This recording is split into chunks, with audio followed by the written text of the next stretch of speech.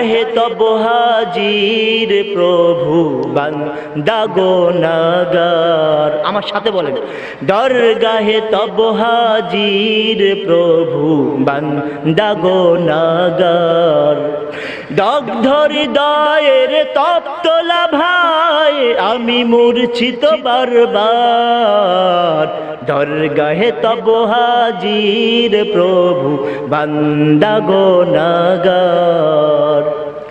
ক্ষমা করো হে প্রভু আমায়, ক্ষমাই তোমার শান।